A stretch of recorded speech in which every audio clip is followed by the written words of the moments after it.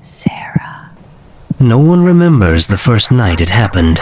Not because it wasn't important, but because it didn't want to be noticed. At exactly 2:17 a.m., an entire town began hearing the same thing. Knocks at their doors, whispers in the wind, voices calling their names. Sarah. They blamed the weather, then stress, then their own fear, until they realized the sounds weren't random. They were patient, and whatever was waiting had been there long before the town existed. No one could remember when the sounds first began. That was the unsettling part. In a town where people remembered everything, who borrowed whose ladder in 1998, which house still had the old oak flooring, which family never stayed longer than 3 generations, no one could agree on the first night. Some said it was a Tuesday. Others swore it was during the final game of the high school football season, when the stadium lights flickered and the crowd laughed it off as a wiring problem. A few older residents insisted the town had always been like this, that the silence had simply been pretending. But by the time the whispers reached the local diner, by the time dogs began refusing to sleep indoors and porch lights stayed on until sunrise, everyone agreed on one thing: whatever had started was no longer willing to stop. The town of Ashwood Creek sat quietly between a forest and a long stretch of road that led nowhere important. It wasn't the kind of place people visited on purpose. You passed through Ashwood Creek on your way to something else: college, a job interview, a better life, and if you stayed, it was usually because your parents had stayed before you. White fences leaned slightly from age. Mailboxes wore faded numbers. The grocery store closed at 8, the library at 6, and the town seemed to hold its breath after dark. Ashwood Creek was ordinary, which was why the first sound didn't make sense. It came just after midnight, when the town was at its most honest, when televisions were off, phones were charging, and the only thing moving was the wind through the trees. At least, that's what people thought it was. The wind. Until it spoke. Martha Bell was the first to mention it out loud. She'd lived on Pine Hollow Road for 42 years and had never once been wrong about the weather. When she called to warn you of a storm, you believed her. When she said the creek would flood by morning, you moved your car. So when she told the cashier at the diner that the wind had called her by name, the room went quiet. "I didn't imagine it," Martha said, gripping her coffee cup so tightly her knuckles turned pale. "It wasn't loud. It didn't shout. It just knew me." The cashier laughed nervously. Someone near the window shook their head. Another muttered something about old houses settling. But Martha didn't smile. "It came from outside my bedroom window," she continued. Slow, gentle, like it didn't want to wake anyone else. A pause. Then she whispered, "And it said my name the way my husband used to." Her husband had been gone for 10 years. No one finished their breakfast that morning. By the end of the week, Martha wasn't alone. A teenage boy heard footsteps following him home, always stopping when he turned around. A nurse on the night shift swore she saw a figure standing across the street from the hospital, motionless, watching the windows. A family on Cedar Lane found handprints on the inside of their fogged windows, prints that didn't belong to anyone in the house. Still, Ashwood Creek tried to be rational. People blamed stress, old pipes, imagination fed by late-night news and half-remembered dreams, until the sounds learned patterns. That was when fear stopped being private. Every night, at exactly 2:17 a.m., the town would change. Dogs would start whining, not barking, whining, as if pleading. Car alarms would go off for no reason, then stop all at once. And somewhere, always somewhere different, a single house would hear it. The knock. 3 soft taps. Not loud enough to be threatening, not urgent enough to ignore. Just enough to make you wonder who would be standing outside at that hour and why they weren't speaking. No one ever opened the door, but everyone checked the porch the next morning. Nothing was ever there. New footprints. New damage. New explanation. Just the memory of the sound and the feeling that something had waited patiently on the other side. The local sheriff, Daniel Harper, had grown up in Ashwood Creek. He knew every street, every shortcut, every family argument that had lasted longer than it should have. He didn't believe in ghosts. He believed in people. And people, he told himself, were scared. Still, he couldn't explain the call logs. Every night after 2:17 a.m., the station phone rang off the hook. Different voices. Same fear. I think someone's outside. I hear someone breathing. Please don't hang up. Harper drove from house to house, flashlight in hand, boots crunching on gravel that felt louder than it should. He found nothing. Always nothing. But one night, standing alone on Maple Street, he heard it too. Not a voice, not the knock, but something else. A sigh. Right behind him. The rumors started small. A whisper passed between parents at school pickup. A sentence spoken too quietly at the gas station. They say the town was built over something. No one knew what that something was. An old settlement. A forgotten cemetery. A story no one bothered to write down because it wasn't important at the time. But stories have a way of waiting, and when the past wants attention, it doesn't ask politely. Children were the next to notice. They always were.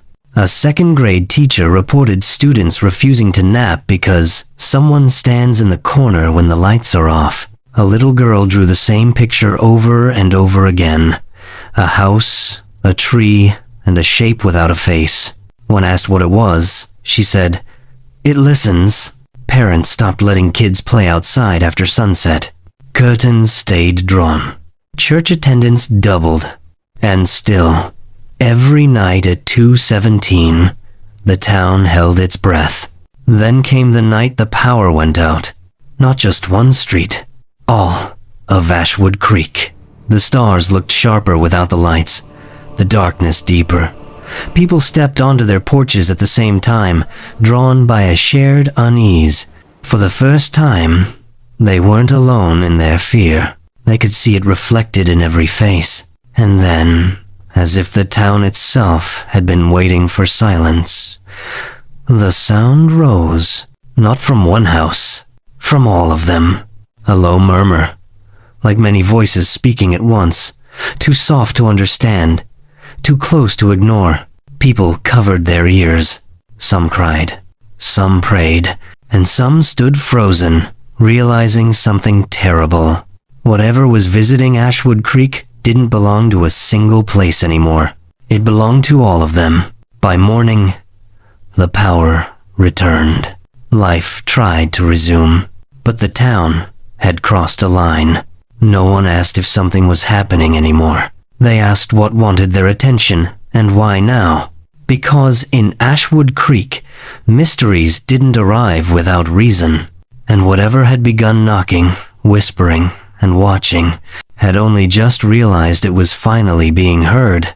Ashwood Creek had always been a town that avoided looking backward. People here believed in moving on, in repainting old houses instead of asking why the walls were cracked, in renaming streets instead of remembering who used to live there. History in Ashwood Creek was treated like an attic, something you knew existed, but only visited when absolutely necessary. Now, for the first time in decades, the town was forced to open the door. It started quietly, the way all dangerous things do, at the public library. The Ashwood Creek Public Library smelled like dust, paper, and time. Its shelves leaned slightly, weighed down by books no one checked out anymore. The town records were kept in the back, in metal cabinets that screeched when opened, as if protesting the disturbance. Evelyn Moore had worked there for 23 years. She knew which drawers stuck, which files were mislabeled, which documents people never asked for. Until now. In the span of 3 days, 5 different residents came in asking the same question in different ways. Do we have any records from before the town was officially founded? Were there ever any settlements here before Ashwood Creek? Did anything unusual happen here a long time ago? Evelyn didn't believe in coincidences. She pulled out the oldest maps first, and that's when she noticed something missing. According to official records, Ashwood Creek was established in 1889. The maps said so. The plaques said so. The town website said so. But the land itself told a different story. The earliest map Evelyn found yellowed, torn at the edges, showed markings that didn't match anything current. A cluster of small squares where the forest now stood. A road that ended abruptly near the creek, not leading out of town, but into it. And written faintly in the margin, almost erased by time, was a single word: Hearth. No one remembered a place called Hearth, but the map insisted it had been there. By the end of the week, Ashwood Creek was no longer just afraid. It was curious. People began sharing stories they had never told before. A man admitted he'd always felt watched near the creek, even as a child. A woman recalled her grandmother, warning her never to answer knocks after midnight. An elderly couple confessed they had planned to leave the town years ago, but something had gone wrong every time they tried. "It's like the road didn't want us to go," the husband said. At first, these stories sounded like imagination shaped by fear. But fear doesn't explain patterns. And the patterns were everywhere. Sheriff Daniel Harper sat alone in his office late one night, surrounded by notes he hadn't meant to take. Times, locations, descriptions. He had drawn a rough map of Ashwood Creek and marked every reported incident. When he stepped back, his stomach tightened. The marks formed a shape, a circle, centered around the old forest near Pine Hollow Road. The same forest where no one hiked anymore. The same forest where cell signals dropped without warning. The same forest children used to play in until they stopped. Harper stared at the map, his jaw clenched. "You're chasing shadows," he muttered. "But shadows don't organize themselves." The town council called an emergency meeting. It had been years since the community hall was this full. People sat shoulder to shoulder, eyes darting, voices low. The air buzzed with tension and unfinished sentences. Mayor Linda Clark stood at the podium, trying to project calm. "There's no evidence of anything dangerous," she said carefully. "We're dealing with stress, lack of sleep, and shared anxiety." Someone laughed, not humorously, bitterly. "Then why do we all hear it at the same time?" Another voice rose. "Why does it know our names?" A third. "Why does it stop when we talk about it?" Silence followed. That question landed heavier than the rest, because everyone had noticed it. The sounds didn't like being discussed. The night after the first town meeting, the knocks came earlier. At 1:43 a.m., Ashwood Creek woke up. This time, the knocks weren't soft. They were deliberate, firm, as if whoever or whatever stood outside had grown tired of waiting. One house, then another, then another. Phones lit up across town as people messaged each other in panic. "Do you hear it too? It's at my door. It won't stop." Sheriff Harper drove through the streets with his siren off, windows down. He heard doors rattling. He saw curtains twitch. And then he saw something that made him slow the car. Near the edge of the forest, where Pine Hollow Road curved sharply, a light flickered. Not a flashlight, not a porch light, something softer, like a memory refusing to fade. Harper parked and stepped out, heart pounding. The forest stood unnaturally still. No insects, no wind, just silence. Then, from somewhere deep between the trees, came a sound he recognized. Not from the reports, from his own past. His name, spoken the way his mother used to say it when she was worried. Harper didn't run, but he didn't move forward either. Some instincts survived training. The next morning, Ashwood Creek changed its routine. People called in sick. Schools shortened their hours. The grocery store sold out of candles by noon. And for the first time, Someone said it out loud, without laughing or whispering. "This town is being remembered by something." The phrase spread quickly. Being remembered. Not haunted, not attacked. Remembered. As if Ashwood Creek itself had done something long ago, and now, whatever had been left behind was knocking to ask why it had been forgotten. Evelyn Moore returned to the library basement. This time, she wasn't alone. 2 volunteers helped her move a filing cabinet that hadn't been opened in years. Behind it, hidden by dust and neglect, was a narrow door. It wasn't on any blueprint. The hinges protested as it opened. Inside were boxes labeled with dates earlier than 1889. Much earlier. Letters, personal journals, and one leather-bound book. Its cover cracked, its pages fragile. The first entry was written in careful handwriting. "We built Hearth to keep the listening close, not to lock it away." Evelyn swallowed. Because whatever Hearth had been, it wasn't meant to disappear. It was meant to be remembered. And now, after more than a century of silence, something was knocking on Ashwood Creek's door. Not to frighten them, but to finish a conversation that had been abandoned. By the 3rd week, Ashwood Creek stopped pretending this was temporary. Fear has a way of rearranging priorities. People stopped arguing about property lines, stopped worrying about appearances, stopped asking whether they were overreacting. When something unknown starts calling you by name in the dark, denial becomes exhausting. So the town leaned into the one thing it could still control: answers. And all answers, it seemed, led back to a word no one remembered choosing to forget. Hearth. The book from the library basement sat open on a folding table in the community hall. The mayor, the sheriff, Evelyn Moore, and 6 other residents stood around it like witnesses to something that had just confessed. The handwriting was neat but uneven, as if the writer's hand had shaken. The entries weren't dates at first, they were feelings.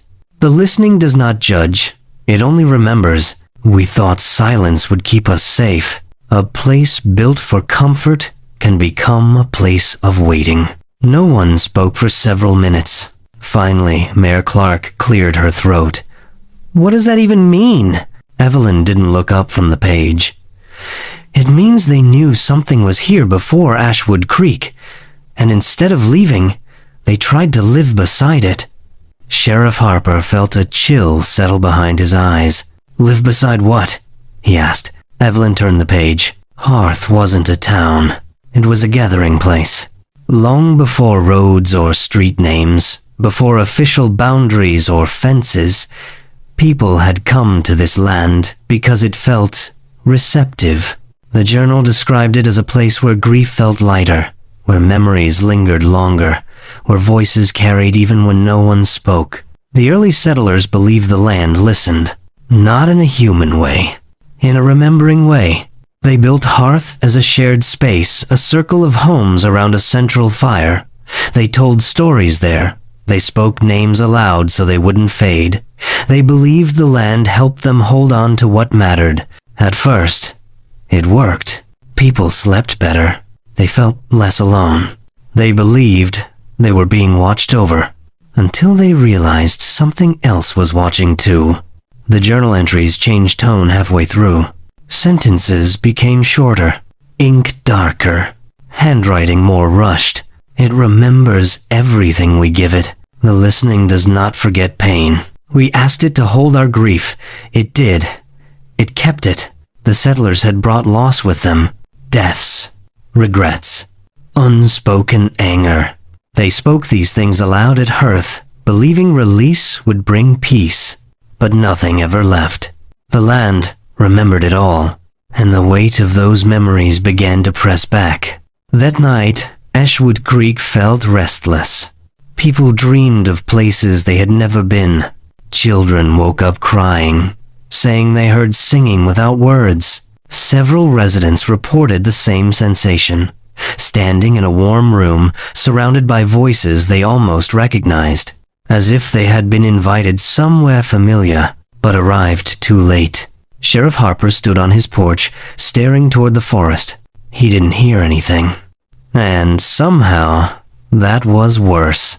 The next journal entry was marked clearly. The choice. The settlers had argued. Some wanted to leave. Some wanted to destroy Hearth. And some believed they could control it, limit it, quiet it, reshape it into something harmless. They chose the third option. They dismantled Hearth piece by piece. They buried the central fire pit. They renamed the land. They stopped speaking the old stories. And finally, they made a promise. We will not listen anymore. Ashwood Creek was built over Hearth. Not to erase it, to ignore it. Evelyn closed the book slowly. They didn't end it, she said softly. They abandoned it. Mayor Clark shook her head. So you're saying this whole town is built on top of a mistake? No, Harper said. It's built on top of a conversation that never finished.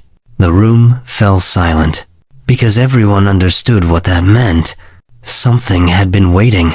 That night, the sounds returned, but changed. There were no knocks, no whispers. Instead, people heard familiar things.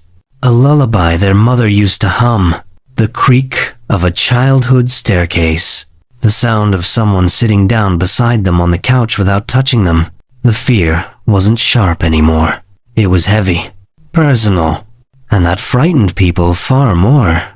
The first person to walk into the forest was a teenage girl named Lily Carter.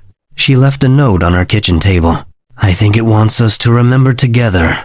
They found her standing near the creek just before sunrise, unharmed, eyes red from crying. She told Sheriff Harper she hadn't felt threatened. She felt heard. It wasn't trying to scare me, she said. It was tired. Harper didn't know what to say to that, because the idea of something being tired of waiting felt dangerously close to truth. By the end of the week, Ashwood Creek faced a new question. Not what was happening, but what was being asked of them. If Hearth had been a place for shared memory, if the land had been forced into silence, then maybe the sounds weren't a warning. Maybe they were an invitation, and the town had to decide whether reopening that conversation would bring healing, or whether some things, once remembered, can never be quiet again. Ashwood Creek did not announce its decision. There was no vote, no official statement, no plan printed and handed out. The choice happened quietly, the way real choices always do, one person at a time, in living rooms and kitchens, in sleepless moments just before dawn. People began to speak again, not to each other, to the town itself. It started with the smallest acts. A woman sat on her porch at night and said her late brother's name out loud for the first time in years. A father told the empty air he was sorry for things he never explained.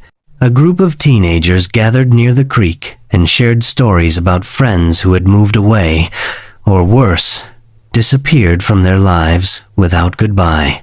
No one told them to do this. They just felt prompted. And every time someone spoke honestly, the sounds softened.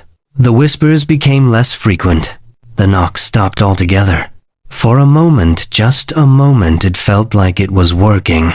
The town organized a gathering. Not a meeting, a remembering. They chose the clearing near the forest, as close to where Hearth once stood as they dared to go. Lanterns were hung from trees. People brought folding chairs, blankets, old photographs. No stage, no microphones, just people. Sheriff Harper stood near the edge, uneasy but present. Mayor Clark sat quietly in the second row, her confidence replaced by something closer to humility. Evelyn Moore brought the leather-bound journal and placed it on a small table, unopened. We don't read from it, she said. We listen. And so they did. One by one, people stood. They spoke names. They told stories. They cried without apologizing.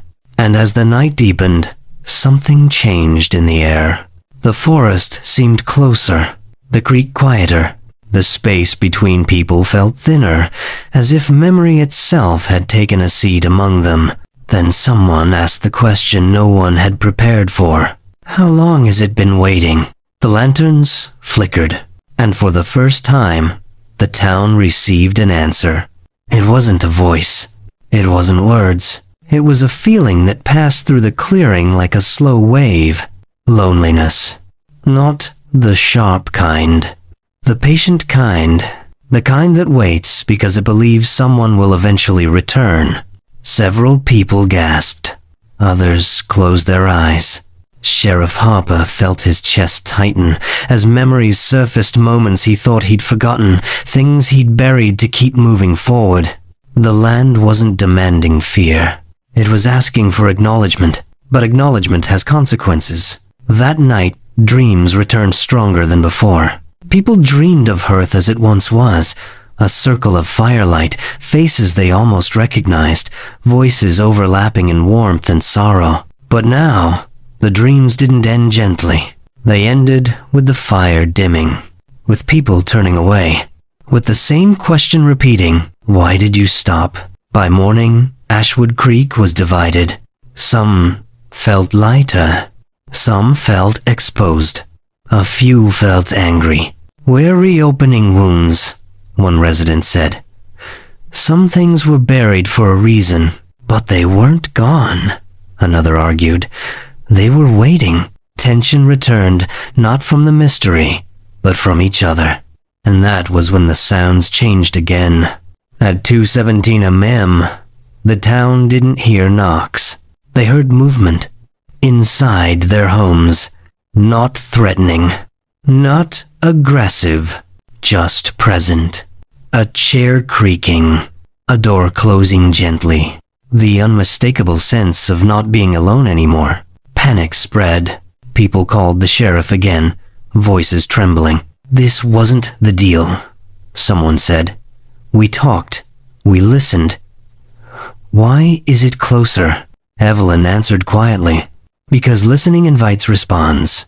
That night, Sheriff Harper returned to the forest. This time, he didn't stop at the edge. He walked into the clearing where Hearth once stood. He spoke his mother's name. He apologized for leaving without saying goodbye. The air felt warm, almost kind, but beneath it was something else. Expectation. Hearth had never been meant to be silent. It had been meant to be shared. And now, it was asking the town a final question. Would they carry the memories together? Or leave it alone, again? Knowing what loneliness turns into when it's ignored, Ashwood Creek stood at a breaking point. Because some mysteries don't want to be solved. They want to be answered. Ashwood Creek woke up knowing it was the last morning of something.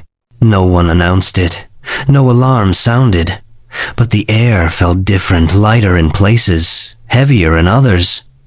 Like the moment just before a goodbye, when you don't yet know whether it will be spoken or avoided. The town had listened, and now the town had to decide. The forest no longer felt distant. People noticed it while driving to work, while walking their dogs, while standing at their kitchen sinks, staring out windows they had looked through their entire lives. It felt closer, not in distance, but in relevance. Hearth was no longer a word in a book. It was a presence, and it was waiting. The final gathering was not planned. It simply happened. As evening fell, people walked alone, or together, toward the clearing. No lanterns this time, no chairs, no structure. Just people standing where their ancestors once stood, whether they knew it or not. Evelyn Moore held the journal, but she didn't open it. Mayor Clark didn't speak. Sheriff Harper stepped forward, his voice steady but unguarded. "We stopped listening because we were afraid," he said.